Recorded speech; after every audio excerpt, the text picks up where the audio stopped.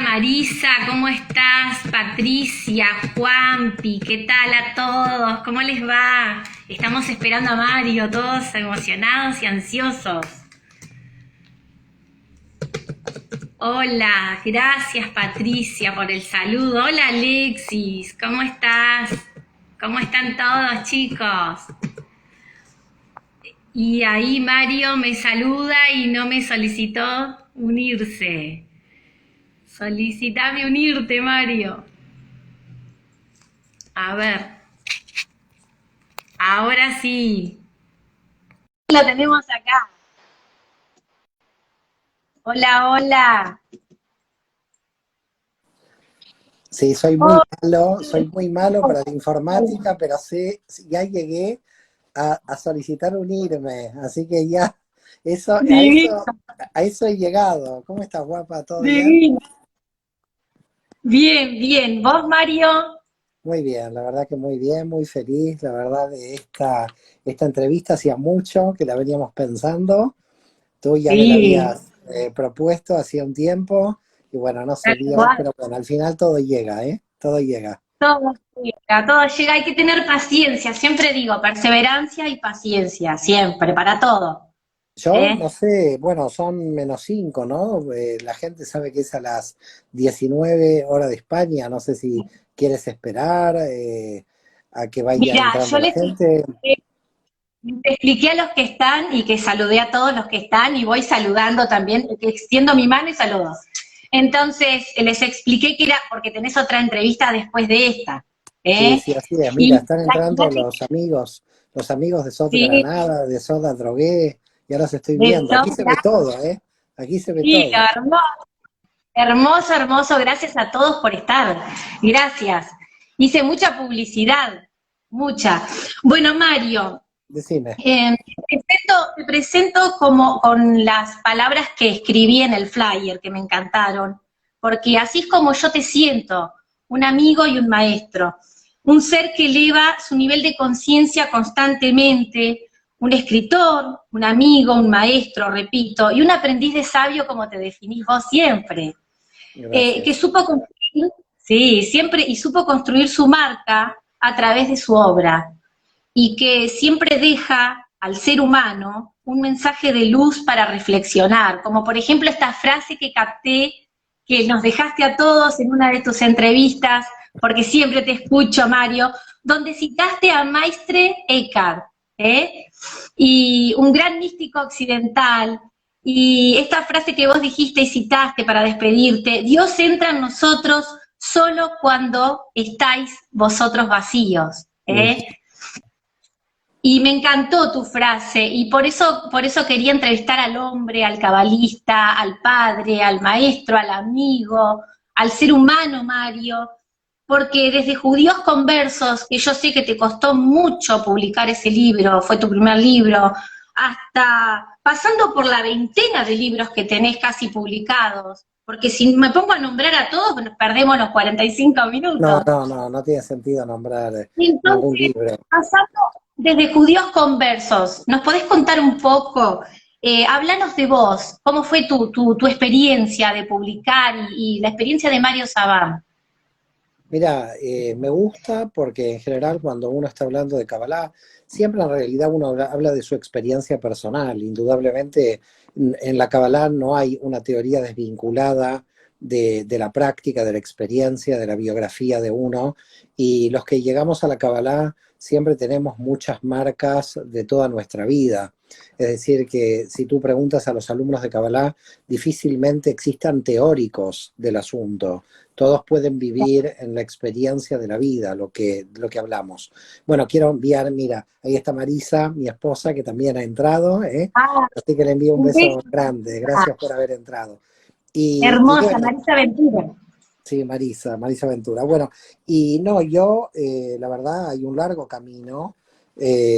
Yo no puedo, bueno, uno podría decir, si uno tendría más conocimiento, hubiera tomado otros derroteros, pero desde que apareció Judíos Conversos, yo te diría muchos años antes de Judíos Conversos, hay toda una historia, hay toda una biografía, no sé a dónde se remonta, a muy pequeño, pero probablemente lo que marca siempre, lo que ha marcado mi biografía es siempre la revelación del secreto, ¿no? El intento del descubrimiento de lo que hay oculto. Eh, en, Cuando yo vivía en Argentina y cuando comenzaron mis primeras investigaciones, a mí me llamó la atención, lo decía mucho en mis primeras conferencias, allá en 1987, imagínate cuántos años han pasado, ¿no? Casi 34 años en que comencé esas investigaciones, y en el año 86, 87, a mí me resultó muy llamativo una información que había aparecido en un libro en la universidad. Yo estaba realizando mi licenciatura en Derecho en aquel momento en la Universidad de Buenos Aires, donde decía que el 25% de la población de Buenos Aires era judía portuguesa. Yo siempre supe que los judíos habíamos llegado a Argentina a mediados del siglo XIX, fines del siglo XIX, pero no que una información del siglo XVII informara esto, ¿no? A mí me llamó mucho la atención. Y dije, si hubo un 25% de la población sospechosa de ser judía en el siglo XVII, indudablemente los que declararon la Revolución de Mayo y casi todas las familias de la aristocracia de doble apellido de la Argentina tenían que tener algún antepasado judío, porque estamos hablando de 1643.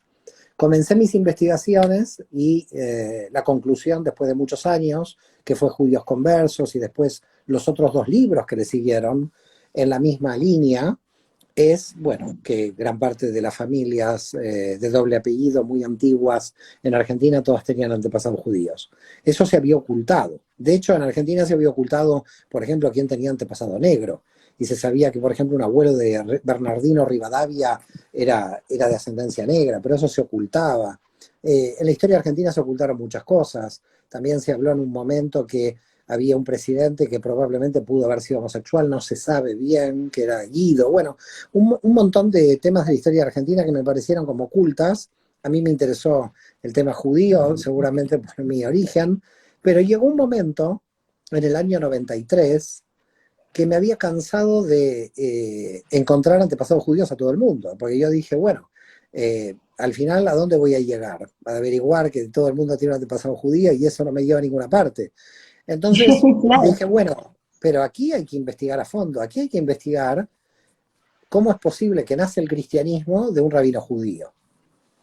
Es decir, yo dije, en vez de estar investigando familia por familia quién tiene un antepasado judío, la idea mía era, acá hay un secreto, el cristianismo esconde un secreto, porque no puede ser que de un rabino judío naciera una religión diferente.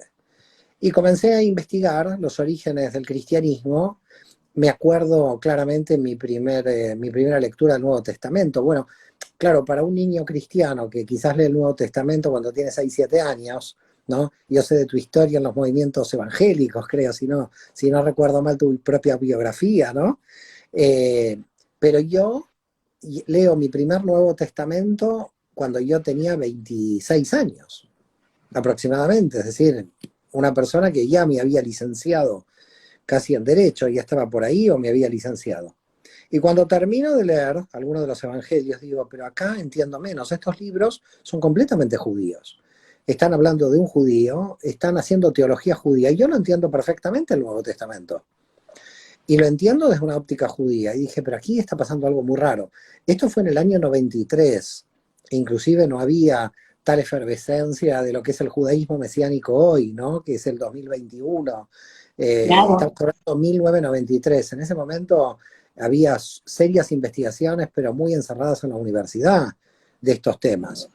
Y cuando salen las raíces judías del cristianismo, realmente fue un boom, se vendió muchísimo la cantidad de libros, muchísima gente judía y cristiana comprendieron cuál era la raíz común de las dos religiones, y a partir de ahí entré en filosofía, en historia, pero siempre sospechando de que tenía que haber un núcleo duro, un núcleo secreto, si se quiere, más allá del tema estrictamente histórico, ¿no? Y entonces, bueno, la cábala yo podemos decir que la descubro en España, ya cuando yo vengo en el año 2020, 2002. Ya en Argentina mis investigaciones siempre fueron en el marco de la historia y de la filosofía, pero no de la mística.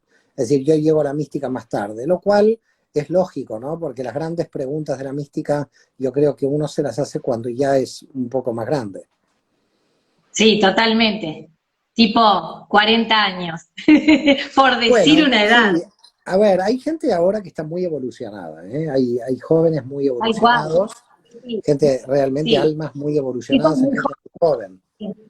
que Sí, sí, sí, totalmente. en nuestra generación no se veía esto, nosotros No, estamos en otra cosa. para nada, para nada. Eran otros tiempos. Bueno, ya hablamos un poquito de vos. Yo sé que te costó mucho publicar este libro y todas las vueltas que diste, y creo que la gente también lo sabe, y que tu mamá te decía algo como que estudia Derecho, que te va a dar Sí, sí. Mi más, mamá, que en paz más ganancias. descanse, era una mujer sabia, sabía que iba a morir de hambre si estudiaba otra cosa, pero la verdad, a ver, a mí el tema es que a mí siempre me gustó estudiar, esa es mi clipá, mi desequilibrio, siempre me gusta estudiar. El mío Eh, también. bueno, muchos estamos desequilibrados, pero Amo más claro, estudiar que trabajar. claro, pero el problema cuál es, que cuando a ti te gusta estudiar, la pregunta que te haces de joven es ¿en qué voy a trabajar? Porque lo único que quedaba, lo único Tal cual. que era ser financiado en algún área de Uy, investigación, ¿no? se No, congeló un no, poco. no, Ahí está. Se congeló un poco la no, imagen. bueno, y no me quedaba alternativa. A mí siempre me gustó la investigación. Y a la hora de realmente ejercer una profesión, me costaba la decisión. Estaban las antípodas de muchas materias. A mí no solamente me gustaba la historia o la filosofía, me gustaba la química, la física. Tenía un problema de que me gustaba de alguna manera la búsqueda general de las ciencias, tanto las ciencias sociales como las demás. Lo que pasa es que en sociales yo estaba más entrenado, tengo una mentalidad más de sociales, aunque puedo llegar, digamos, a otro tipo de materias. Pero en realidad mi área más fuerte, ¿no? Queda claro, es la de sociales. Por lo tanto, la cuestión era, bueno, ¿qué voy a hacer yo de grande? ¿Cómo voy a mantener si yo iba a tener una familia? ¿Cómo yo la voy a mantener? Son preocupaciones de alguien de 24 o 25 años. Mi madre muy preocupada. Logré la licenciatura en Derecho. Mi madre estaba feliz. Yo le puse el título a mi madre ahí para que lo pueda ver. Ella todos los días lo miraba. Y yo hice el intento, te digo, yo hice el intento de ejercer el derecho. Pero bueno, las largas colas en tribunales, presentar un papel, presentar otro papel, el derecho procesal, que si te olvidas a los 10 días puedes perder el juicio. Bueno, a mí me pareció muy Totalmente, aburrido. A mí me pareció muy aburrido. totalmente. Hay gente que está fascinada, y abogados y Yo conozco, personalidades, hay gente fascinada. somos Pero bueno, colegas, a mí no, somos a mí no me fascinó. fascinados. Te digo que somos de ambos colegas, somos los dos abogados y no estoy fascinada con eso. Alegré sí a mi madre, Ah, bien. supongo, porque se fue antes de que me reciba. Así que, Bueno, Mario, te pregunto, ¿cómo accediste después a tan altos niveles de conciencia? Y si les podés explicar a la gente cómo se hace para elevar el nivel de conciencia. sí, el tema de la conciencia, primero que todo desde el punto de vista de la Kabbalah, hay que tratar de diferenciar conciencia y conciencia moral. No estamos hablando de conciencia moral, porque la conciencia moral tiene que ver con la cultura de un país determinado. Es decir, si nosotros vamos a la conciencia moral en Afganistán, entonces una mujer tiene que estar vestida de ese modo. Entonces, la No, conciencia, cuando hablamos de conciencia moral, estamos hablando de que cada civilización, cada cultura tiene su propia conciencia moral. Cuando estamos hablando de conciencia en la Kabbalah, estamos hablando de la distribución de las energías. Es un tema más bien que te diría relacionado con la física que con la moral. No tiene que ver con la moral, aunque termina afectando a la moral, porque en realidad el problema que se plantea desde la Kabbalah es que la mala distribución de las energías nos lleva a perder esas energías y por lo tanto a perder la vida. Es decir, a perder la vida no en el sentido de que alguien se muera, sino en el sentido de que estás empujando en áreas y poniendo mucha energía en áreas que después pasa el tiempo y te das cuenta que son áreas donde no fue eficaz tu esfuerzo, ¿no? Es decir, entonces, ¿qué es la conciencia? Bueno, la conciencia indudablemente es el aprendizaje continuo, nosotros lo llamamos DAT, el aprendizaje continuo. El aprendizaje tiene que ver básicamente con la posibilidad de que estemos creciendo en todo momento. Ese crecimiento en todo momento tiene que ver con energías que se están desarrollando en la persona y que uno tiene que equilibrar. Y a veces ese equilibrio no se conoce si no conocemos el árbol de la vida. Entonces, nos es muy difícil el equilibrio de las energías en el árbol de la vida. Claro. Primero porque no conocemos el árbol de la vida, porque si tuviéramos el mapa del árbol de la vida, ese mapa nos ayuda mucho a esta distribución de energías. Entonces, cuando hablamos de conciencia, que es lo mismo de hablar de con conocimiento, es decir, de edad, lo importante es que estamos hablando de cómo distribuyo las energías y por lo tanto tengo que tener un conocimiento del árbol de la vida, un conocimiento de ese mapa que me va a guiar a dónde yo voy a situar esas energías. Tal cual. Bueno, Mario, ¿y cómo ha sido, por ejemplo, tu trascendencia en el ámbito no solamente humano tuyo, sino también en el ámbito espiritual, en las distintas áreas tuyas, laborales, de relaciones humanas? ¿Cómo ha sido tu trascendencia en ese ámbito? Bueno, yo, por supuesto, como todo ser humano, fui teniendo experiencias en todos los niveles, ¿no? En el nivel familiar, cuando nacieron mis hijos, esto la gente que tiene hijos lo va a comprender, ese cambio que uno tiene cuando aparecen los hijos en la vida de una persona, cambios que tienen que ver con el cambio de un país, el cambio de un territorio, haber tomado la decisión en el 2002 de irme de la Argentina para tener mi camino en Barcelona, ciudad Claro. de alguna manera que me siento hijo adoptivo. Entonces, yo creo que ha habido muchos cambios y muchos aprendizajes, y creo que todos esos aprendizajes han sido a favor, los he tomado siempre a favor. Pero yo te diría que desde los que más aprendo es siempre de aquellas personas, y te vas a reír, ¿no? Pero de aquellas personas que de alguna manera plantean conflictos o conflictos exteriores, lo que yo llamo el Satán.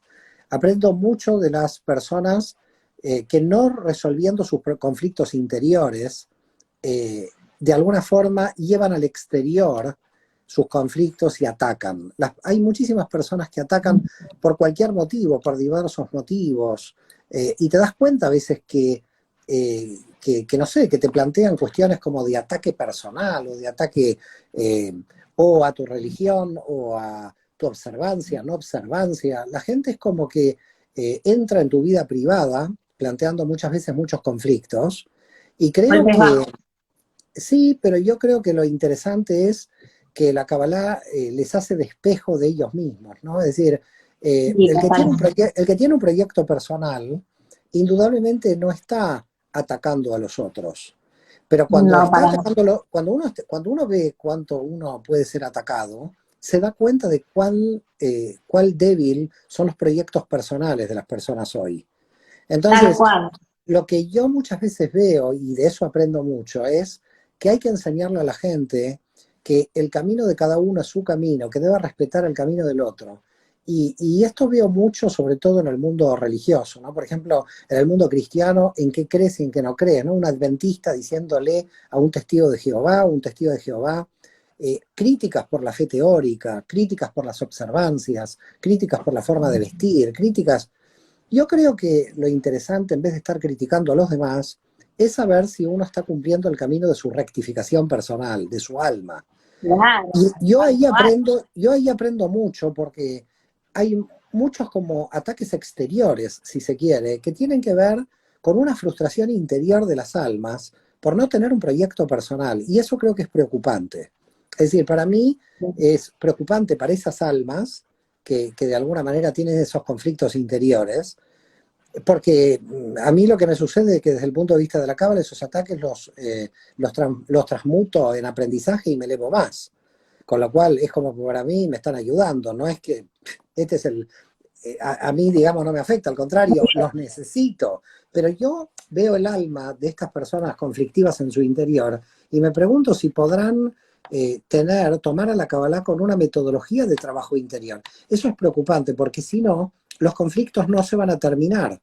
Porque la raíz de los conflictos básicamente son que las personas no hacen un trabajo de introspección ni confían en su propio proyecto personal y entonces se meten en la vida de los demás.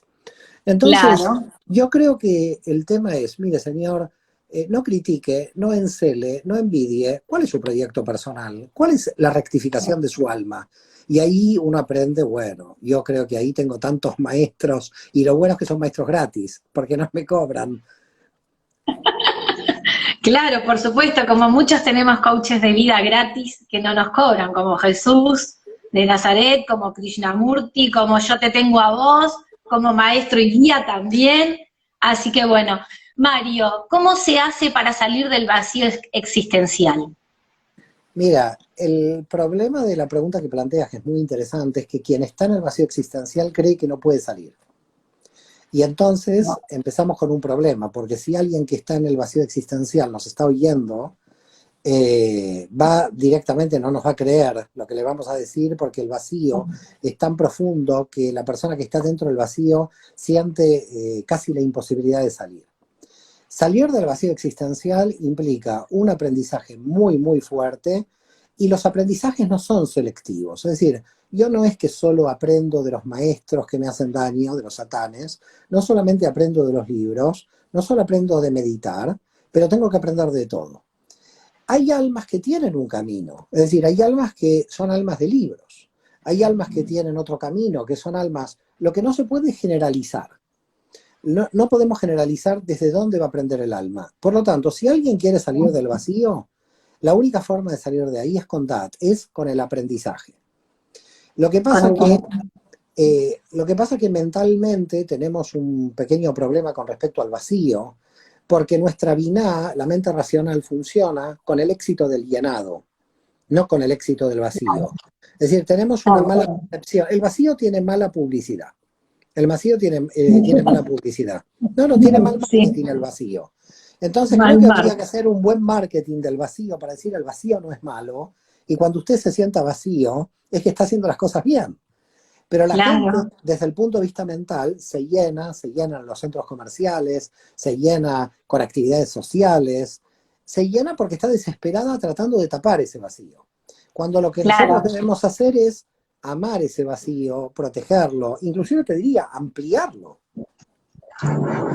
Claro, porque supuestamente nosotros con este confinamiento es una súper oportunidad de encontrarnos con nosotros mismos, llenar ese vacío con cosas copadas, con todo el aprendizaje que tenemos ahora y con el autoconocimiento y sobre todo con las herramientas que nos da la Cábala. La Cábala es una disciplina muy amplia, tiene muchas herramientas. Vos una vez dijiste que en el árbol de la vida se pueden encontrar todas las disciplinas, o sea, se puede encontrar el coaching, se puede encontrar la bios, la psicología transpersonal, todas las disciplinas están ahí. Y sí, al vacío coincido y sincronizo con vos en que hay que abrazarlo, como a las emociones desagradables hay que abrazarlas, como a la víctima que tenemos todos adentro hay que abrazarla, y siempre hay que abrazarlos y cuidarlos porque están ahí para algo. Bueno, para fíjate, una... ¿no? Pero fíjate lo que tú dices cuando dices abrazarlo, qué bonito, ¿no? Que estás diciendo abrazar, quiere decir reconciliarse con estas partes. Claro. Es el concepto hebreo de Teshuvá. El concepto hebreo de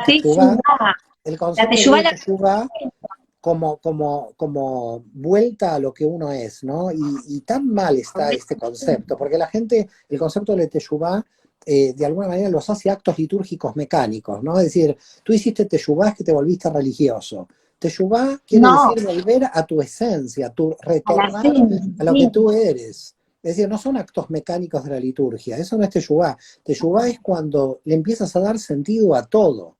Puedes hacer actos mecánicos también si quieres, observancias, pero que tengan kavaná, que tengan sentido. Por lo tanto, la cuestión de la Teshuvá es si has encontrado el camino de tu neshama, el camino de tu alma, y en consecuencia estás haciendo el retorno, estás haciendo la rectificación. Pero por eso el retorno es esa reconciliación con todo lo que se nos presenta en la vida, ¿no? No seccionar, no decir los libros no, los libros sí, la meditación no, la meditación sí, porque entonces entras en el mundo de la bet, ¿no? Entras en el mundo de la fragmentación. Hay que tomar todo lo que Dios te puso en la naturaleza y ponerlo a tu favor. ¿Por qué tenés que discriminar una parte? Porque el mal también lo puso dentro de la naturaleza, y lo puso dentro de la naturaleza también para elevarnos. Por lo tanto, yo también Exacto. acepto ese mal que a veces te va pegando en la vida, pero lo El acepto para Satán. poder crecer, para poder elevarme. Claro, tal cual. Mario, te hago esta pregunta personal. ¿Qué es lo que está disfrutando Mario, el hombre, el cabalista y el profesional? Yo te diría que todo. Yo disfruto absolutamente todo. Soy una persona. Hay que ver cuando hablamos de disfrute de qué hablamos. La gente puede entender que es el placer de Netzach, el placer del hedonismo. No es ese disfrute, es un éxtasis de un nivel muy alto que tiene que ver con que todo tiene sentido. A mí, yo te digo, disfruto absolutamente todo. He intentado integrar partes que no disfrutaba. Por supuesto, si tú me dices lavar los platos o leer, me voy a leer corriendo y se quedan los platos ahí acumulados. Pero yo ahora también lavo mucho los platos y me encanta. Es decir, las partes que a mí que yo me resistía de alguna forma, ahora las disfruto enormemente. ¿No? Ahora ya veo que dentro de un año me pongo a lavar los platos y dejo los libros, ¿no? Me voy para el otro lado, y pa. Pero básicamente yo creo que la sabiduría de esta vida es saber disfrutar todo. Y cuando digo todo, cuidado, cuando tienes un problema, tenés que seguir disfrutando.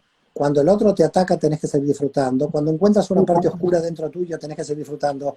Porque el disfrute no tiene una relación con cuando algo está bien, te está yendo bien, no, no.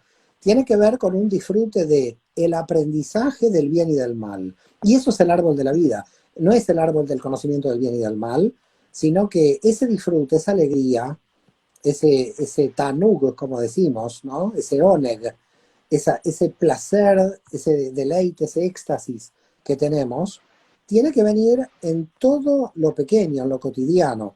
Por eso yo muchas veces digo, quizás los que me han oído en alguna otra entrevista, es que a mi modo de ver lo cotidiano se tiene que transformar en extraordinario, ¿no? Lo ordinario en extraordinario. Y yo creo que la visión de la Kabbalah es esa. Cuando toda tu vida se transforma en extraordinaria, tenés una felicidad que no depende absolutamente de nada, ni de nadie. Es una felicidad, entonces la gente te mira y dice, ¿y de qué está feliz este? Y de verdad que ya ni sabes, pero ya estás feliz. Estás más cerca de la locura que de los cuerdos, ¿no? Porque ya no entienden de qué estás feliz. Tal cual, tal cual.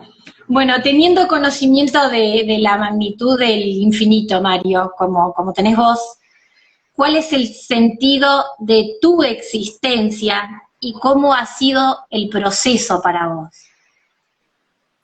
Bueno, me queda claro que el sentido de mi existencia es el sentido de existencia del alma humana llevada un poco a un extremo, porque es la búsqueda. A mí la búsqueda del conocimiento. Yo creo que voy a tener un problema en el momento en que me muera, voy a rezar por mi reencarnación urgente, porque me van a faltar libros que leer y cosas que aprender. Es decir, que me voy a ir de esta vida con muchos libros de cábala no leídos. Y yo creo que lo que me define es la búsqueda. Y creo que lo más hermoso que uno tiene en esta vida es la búsqueda. Creo que lo que no conocemos es lo sagrado, lo sacro. Lo sacral, la sacralidad está en el secreto, está en el sod. ¿Qué es ese secreto lo que me hace levantar todas las mañanas? ¿No? El deseo de decir, bueno, ¿qué puedo aprender? ¿Qué otro museo puedo ir a ver? ¿Qué cuadro puedo aprender? ¿Qué pintor pintó algo que no me puedo imaginar? El aprendizaje de todo y de todos, del que me dice, el que me da una enseñanza ese día, yo creo que estamos para aprender, no nos llevamos otra cosa, no nos llevamos otra cosa que ese aprendizaje, que esa búsqueda.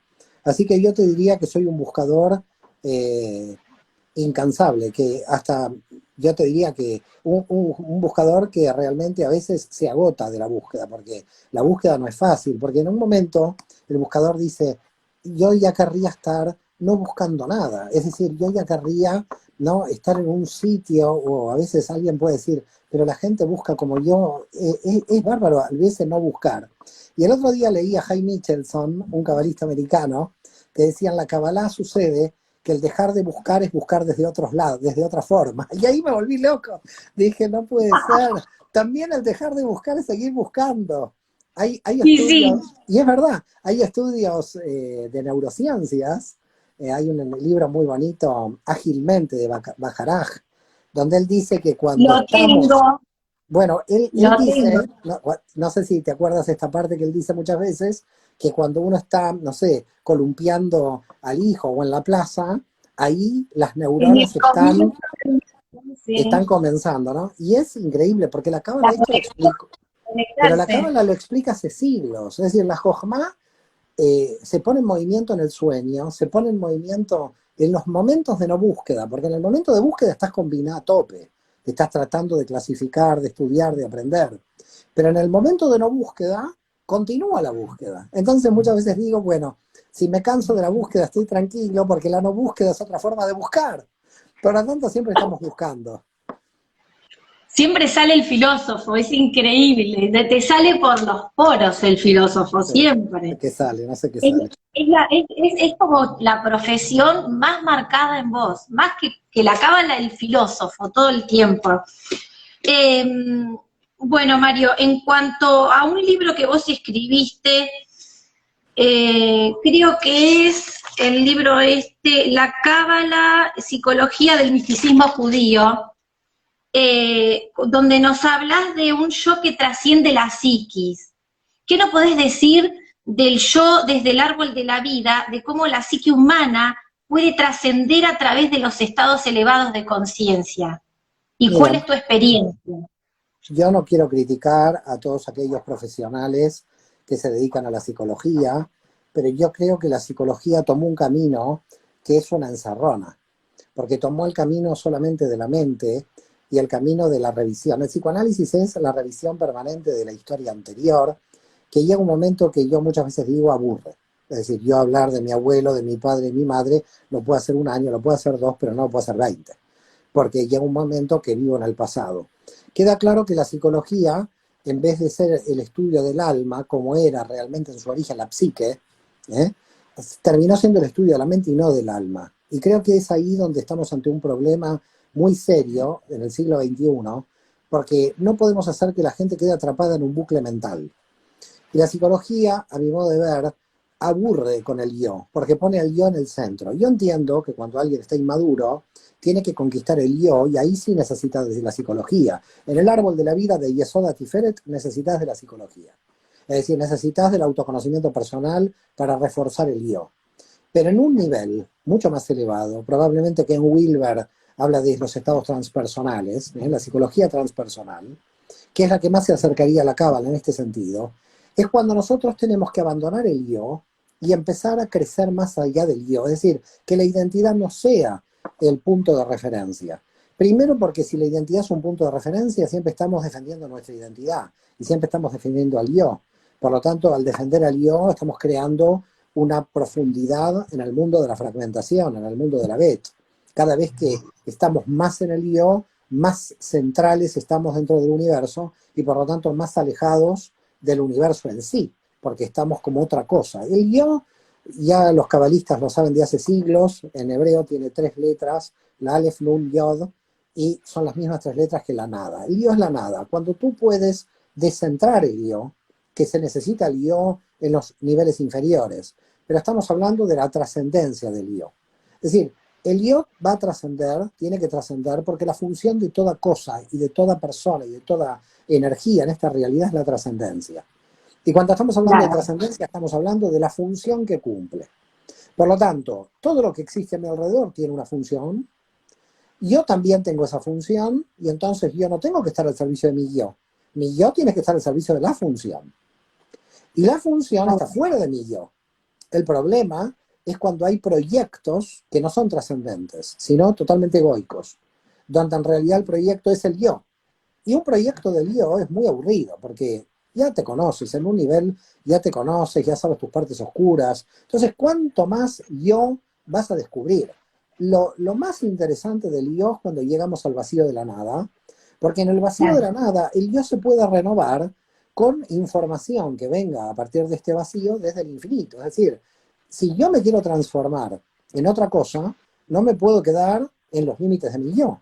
Es decir, los límites de mi yo me encierran para crecer.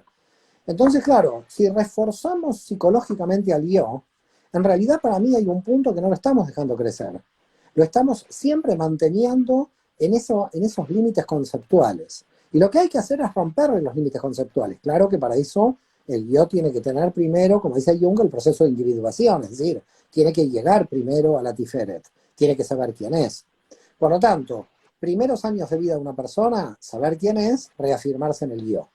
Segunda etapa de la vida de una persona, salir del yo volando lo antes posible, porque me puedo quedar en lo egoico. No, si me quedo en lo egoico, pierdo toda mi vida en lo egoico. Es decir, pierdo toda mi vida al servicio de un proyecto que no es proyecto porque no cumple mi función. Claro, ahí estuve. Ahí estuve Bueno, un tiempo largo, como muchos. Hasta que despertamos, ¿viste? Tenemos varios despertares, creo, espirituales sobre todo. Creo que la mayoría de los despertares nuestros no son solamente de conciencia, sino que van acollarados con la espiritualidad, que no bueno, es lo mismo que la conciencia tiene que ver con... a ver, cuando hablamos de espiritualidad estamos hablando de la totalidad de la realidad. No podemos desgajar algo de la espiritualidad. La materia es parte del proceso de espiritual también y debemos sacralizar y darle la función que la materia pertenece, ¿no? Entonces, indudablemente espiritualidad es toda la existencia, todo el aprendizaje, es Satán, Satán es espiritual tal también. cual. Desde el Siempre, coaching decimos que nacemos y morimos espirituales, sí, sí, por supuesto. todos. Y la materia es una condensación de la energía que vino aquí a encarnarse y que, por supuesto, está muy bien y que hay que cuidarla porque es la vasija. Pero la vasija está en Claro. función de la luz. No, no está la luz en función de la vasija, sino la vasija en función de la luz. Y por lo tanto es ahí donde nos perdemos, porque el sistema del materialismo actual cree que la vasija está en función de la vasija. Y esta es la trampa. La vasija no está en función de la vasija. La vasija está en función de la luz, está en función de su propio crecimiento. De crecimiento y de servir a otros también, supongo yo. Servir a otros es parte del Mario, crecimiento. claro, claro que sí. Te pregunto esto que no lo tengo escrito ni nada. ¿Qué te está llevando de esta conversación? Mira, yo en primer lugar me gusta muchísimo la cuestión, yo al principio tenía cierto pudor con mi biografía, porque yo siempre he sido bastante cauto en contar mi vida personal, pero creo que quizás, probablemente, yo no sé, quizás es la prueba de que estoy entrando en la vejez, contar la vida personal de uno, ¿no? No, Porque ya me es salen inspiración. canas. Contar la vida personal, contar nuestras experiencias a la gente, es inspirar a otros, Mario, y eso es lo que vos hacés con tus palabras. Quizás no te das cuenta o no sos consciente de tu nivel de inspiración a otros, pero sí lo vemos todo el tiempo. Nos inspirás, Mario, nos inspirás a aprender, a conocernos, a integrarnos, a abrazarnos, a amar al prójimo, a estar en completud, lo que decimos en el coaching. Es inspirador, por eso yo quería al Mario, el ser humano, al Mario padre, al Mario con sus relaciones humanas, a ese Mario que muchos no conocen, al amigo que yo conozco, porque le cuento a la gente que cuando yo tuve un tema con la publicación de mi libro, mi amigo Mario Sabán se portó como un amigo como los que no tengo al lado en este momento, y se portó de una manera que ustedes no se imaginan, increíble, enviándome con su papá y queriéndome socorrer en un millón de cosas, estando al otro lado del mundo, en otro continente, y Mario es un amigo de verdad, chicos, de fierro es. Así que, bueno, a la gente le digo esto que, o sea, Mario, contanos tranquilos porque inspirás, Bueno, es gracias, inspirador. pero bueno, estas cosas, primero te agradezco tus palabras, en realidad lo hago de corazón, no.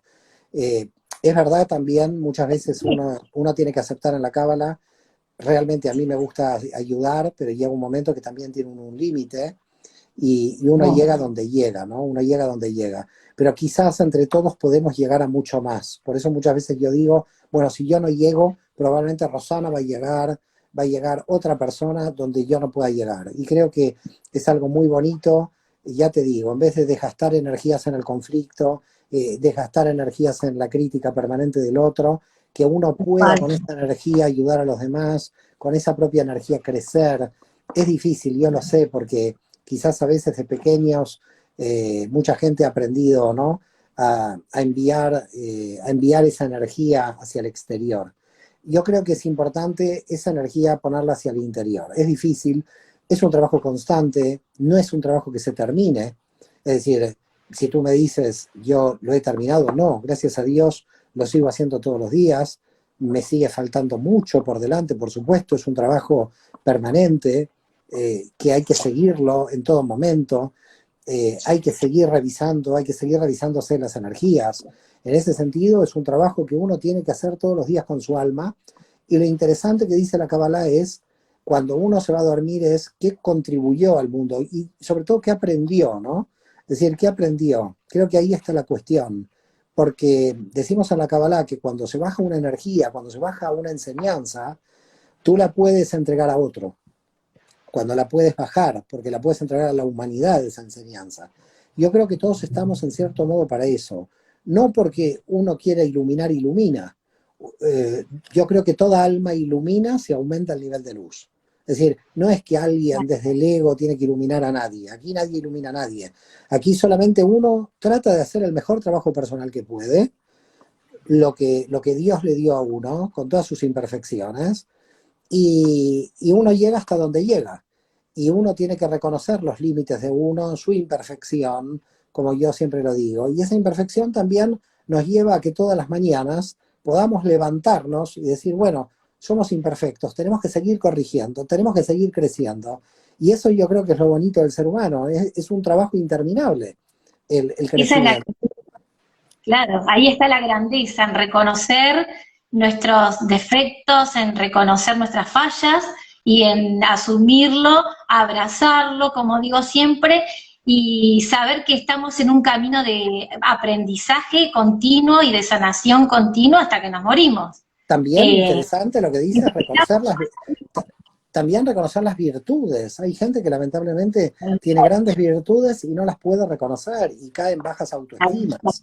Porque para crecer se necesita también reconocer esas virtudes, ¿no? Porque tampoco podemos exaltar solamente que aprendemos desde los defectos. Yo muchas veces digo, reconocer el mérito de la virtud sin vanagloria, es decir, dejar la vanagloria porque ahí ya empieza el ego a funcionar, pero sí que tienes un mérito, que tienes un aporte, que hay un punto. En la Kabbalah hay una tradición del siglo II, dentro de la tradición de la Kabbalah, que dice, si todo el mundo te considera justo, tú te tienes que creer injusto. Si todo el mundo te considera injusto, tú te tienes que creer justo. claro, tal cual. Impresionante. En algún momento la había oído, pero no me acuerdo de quién, pero impresionante, impresionante. Mario, una vez me escribiste en el prólogo que me hiciste para mi libro, eh, dice, su obra es un trabajo de unión de todas las de espiritualidades, es la búsqueda de un camino de unión, es la búsqueda del nivel Aleph de conciencia, como lo llamamos quienes transitamos la sabiduría oculta. ¿Nos podés explicar qué es ese nivel Aleph de conciencia al que vos te referías? Mira, lamentablemente los seres humanos, y probablemente por la historia que tenemos, siempre nos hemos dividido en grupos religiosos, en clases sociales, siempre hemos intentado dividirnos. Cuando hablamos del nivel Aleph de conciencia, y yo sé que el maestro Yoshua de Nazaret a ti te gusta mucho, te lo voy a citar, porque en esa parábola del samaritano yo creo que prácticamente se dice todo el nivel Aleph de conciencia. Nivel Aleph de conciencia es poder ver el rostro de Dios en el otro, y punto. Es decir, yo no veo a una persona de qué raza tiene, de qué religión tiene, de qué país viene, de dónde, no, ahí hay una imagen y semejanza divina. Si yo, en vez de ver esa imagen y semejanza divina, empiezo a diferenciarme del otro, porque al final me diferencio en la cáscara, ¿no? Empiezo a entrar en el nivel de conciencia Bet. No nos damos cuenta cuán conflictivos somos los seres humanos en entrar rápido en conciencia Bet, ¿no? En decir, él es religioso, el otro no es religioso, él cree, el otro no cree. No, los seres humanos en esto somos, pero habría que ser un libro de la fuerza de la conciencia Bet, pero no terminaríamos de escribirlo, serían 1000 páginas, porque los niveles de discriminación que hay muchas veces, grupos frente a otros grupos, ¿no? Es decir, es un todos contra todos el nivel de conciencia Bet. Entonces, el problema de la conciencia Bet es que nos lleva al conflicto.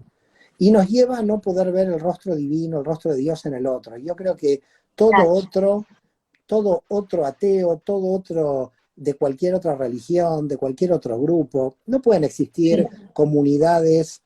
Pasa mucho, me cuentan ex evangélicos, que si tú no piensas como el pastor, te echan, te expulsan de una congregación. Entonces, claro, en todas no, ¿no? En todas no, bueno, menos mal, pero muchos, porque yo tengo muchos casos de gente que tú no piensas como yo, te expulsan. Entonces, claro, a ver, el amor al prójimo funciona raro, ¿no? Es decir, me parece que el amor al prójimo tiene que ver con no expulsar a nadie, a no ser que sea un caso grave que, bueno, amerite, pero si estamos hablando de un amor al prójimo, estamos hablando de que la conciencia Aleph es una conciencia de unión, que yo tengo que tratar de establecer conciencias de unión. Ahora, nivel de conciencia Aleph no quiere decir ser ingenuo, ser naif, porque cuando a alguien le tienes que poner gebura, le tienes que poner un límite, tiene que existir ese límite, porque nosotros vivimos en la materia.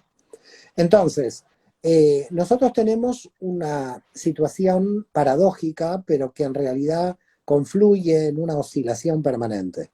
Tenemos que subir a una conciencia de unidad y al mismo tiempo tenemos que vivir en un mundo de fragmentación. Vivir en un mundo de fragmentación es que el otro tiene su propia identidad y que no le vamos a negar la identidad del otro.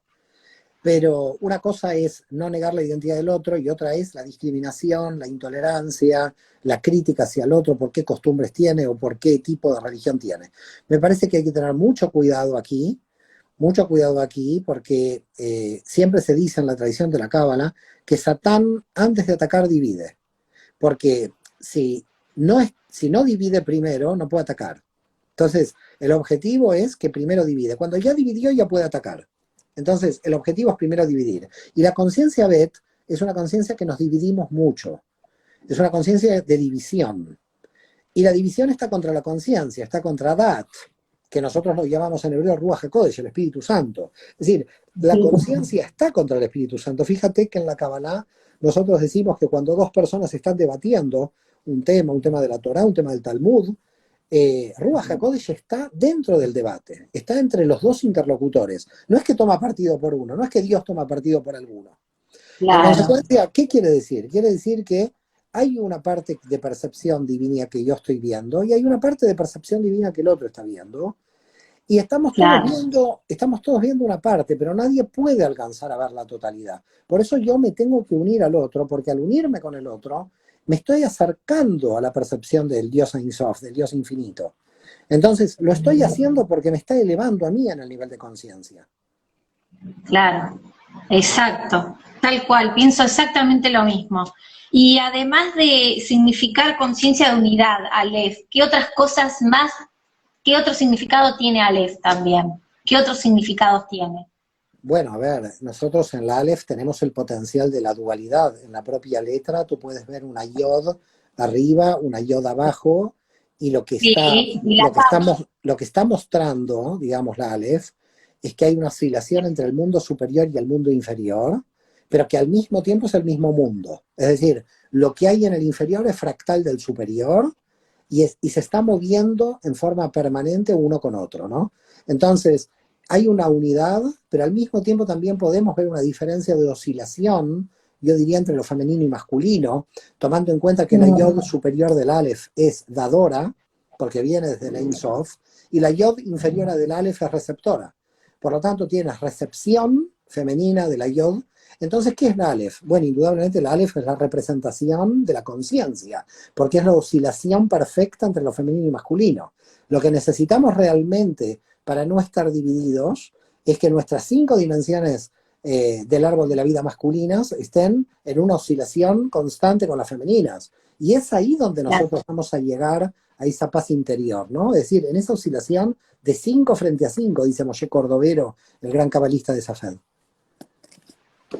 Bueno, Mario, ¿y qué es lo que vos rescatás en los arquetipos del árbol de la vida? ¿Cuál es el arquetipo que más rescatás en el árbol de la vida y que se identifica con la persona de Mario Sabán? Es muy difícil, realmente es muy difícil porque yo creo que me identifico con el no arquetipo, porque el objetivo al final de la Kabbalah es identificarse con el arquetipo que vas a construir en Keter de Yetzirah. Si yo me identificaría con alguno de los arquetipos de las otras 9 dimensiones, en realidad no hubiera construido la Neyamá de Mario Sabán. Cada una de las Neyamot, cada una de las almas, no puede unirse estrictamente a un arquetipo, porque entonces no estás aprendiendo de las dimensiones de los otros arquetipos. Entonces yo creo que la gran pregunta es, mi Neyamá, ¿qué conjunto de arquetipos necesitó para poder crear el arquetipo no arquetipo que hay en Keter? Es decir, si yo quiero llegar a a cumplir el tikkun de mi Neyamá, es tratar de extraer de cada sefirá lo que realmente yo entiendo que me va a servir para el tikkun de mi Neyamá, para mi rectificación. Y la única forma es tratar de no identificarme con ningún arquetipo. Por supuesto, en épocas de mi vida me identifiqué más con unos que con otros, queda claro, o en situaciones de la vida de uno te identificas, ¿no?, con esos arquetipos. Pero yo creo que lo que hay que construir, y por eso fíjate que en Keter de Yetzirah no hay arquetipo. En Keter de Yetzirah lo que hay es el no arquetipo, es lo que vas a construir tú con tu potencial. Entonces, ¿con cuál me identifico? Con el arquetipo de Keter, el que no existe. El arquetipo que no existe. Sabía que tenías una respuesta como esa, porque cuando te dije, bueno, podemos comenzar la entrevista, ¿con quién es Mario Sabán? Nadie, tu respuesta, nada. Conozco la respuesta de Mario, muchas no. Mario, bueno, estamos en el límite del horario que me pediste, así que te agradezco muchísimo esta conversación, ojalá No, se repita. al contrario. Para mí es un placer, un honor, y bueno, te deseo lo mejor. Bueno, no sé si toda la Me gente que nos honrás. está, no sé si toda la gente que nos está escuchando sabe quién es Rosana. Un día vamos a hacer una entrevista quién es Rosana, porque es una gran escritora. Pero bueno, en otro momento. No, Gracias a ti por la no, entrevista. falta mucho para ese gran Mario. Recién llevo uno solo. Uno llevo No recién importa, publicado. lo importante no es la cantidad, lo importante es el contenido. Sí, totalmente. Mira, Mario, te hago esta última pregunta. ¿Qué te estás llevando de esta conversación que hemos tenido? Yo creo que realmente la vida misma habla, el camino de una persona dentro de la vida misma habla. Creo que lo que me llevo son las sefirot en acción, son las dimensiones en mi vida, que hicimos un pequeño recorrido de mi biografía y he podido ver, pero te digo, hace 1 o 2 años que vengo haciendo un poco este autoanálisis de en qué dimensiones he fallado y en qué años de mi vida también he fallado, y la verdad que bueno, voy aprendiendo, ¿no? Voy aprendiendo de esas fallas. Pero bueno, lo importante es esto, ¿no? Poner las dimensiones en la vida real, en la experiencia, en lo cotidiano. Y te agradezco eso, te agradezco que me hayas llevado a lo cotidiano de mi propia vida. Qué lindo tus palabras, qué lindo lo que me decís, y aparte era el sentido de esta conversación, más que, viste, sacarte información de todo lo que sabés, de todo tu conocimiento, era en realidad llevarte a vos, al ser humano, a la persona, a Mario, al papá, que muchas Gracias, veces te vemos en las fotos con tus niños divinos, gracias, y gracias. también al esposo amado, porque esa mujer divina que tenés al lado te Muchísimas adora con gracias. Muchísimas las horas gracias. que querés faltar del hogar y ella está ahí firme, divina. Gracias, Y bueno, te agradezco. dice que se dice que detrás de un gran hombre hay una gran mujer, y tal cual, En así es. este caso es como al revés, detrás de una gran mujer hay un gran hombre, no es primero una mujer. Es como ¿cómo se llama esto? Hay una anécdota, bueno, una anécdota muy conocida, creo, ¿cómo se llama? Del expresidente Obama. Hay una anécdota muy conocida del expresidente Obama con respecto a a su mujer, que es muy bonita, la pueden buscar, creo que está en internet. Te agradezco, Rosana, realmente esta conversación, y yo muy feliz de la invitación. Yo también infinitamente feliz, gracias totales, como siempre digo, y no encuentro una nueva palabra, pero sí la voy a encontrar, pero creo que es la grandeza que hay en el ser humano, y esa grandeza está en vos, Mario. Y está en todos, ¿eh? Están todos, Está están en vos todos. y está Yo en creo que lo todos. más importante es intentar que cada uno pueda encontrar la grandeza de su alma, porque están todos. Exacto. Y Gracias, Rosana, resaltar gracias. también, y resaltar, ¿por qué no?, en los otros también la grandeza que tienen. Así Porque es es, muy lindo resaltar la grandeza en el otro, nos engrandece a nosotros mismos. así ¿Eh? es. Muchísimas gracias a ti. Funciona como un espejo. Gracias, Rosana, Gracias. gracias por esta entrevista, un placer. Te adoro. Chao, Shalom, amigo shalom. mío. Cuídate, amiga, Mucho shalom, gracias. Gracias, shalom. shalom. Shalom.